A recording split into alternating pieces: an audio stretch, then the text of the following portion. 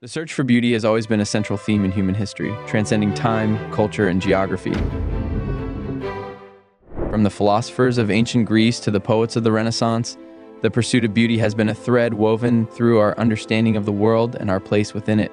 Beauty is not merely a superficial aspect of life, it is a portal to something greater, a means by which we glimpse the divine and the eternal.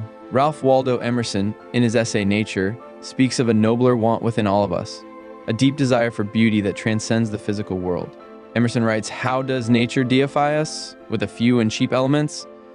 That in the simple yet profound elements of nature we encounter something more, something that speaks of the divine, of the eternal, and of a deeper reality beyond our immediate grasp."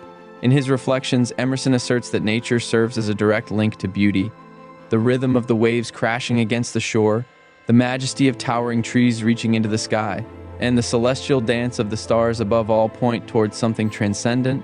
These natural wonders have the power to restore us, to elevate our spirits, and to remind us of our shared origins with the world around us. The ancient Greek philosophers, like Plato, believed that beauty was one of the eternal forms, existing independently of the physical world and manifesting in varying degrees in everything we encounter. Whether it's the perfect harmony in a musical composition, the timeless grace of a work of art, or the unspoken power of nature, beauty calls us to something higher. It serves as a constant reminder of the divine order that underlies all creation. Yet, in the modern world, we are often disconnected from the sources of true beauty.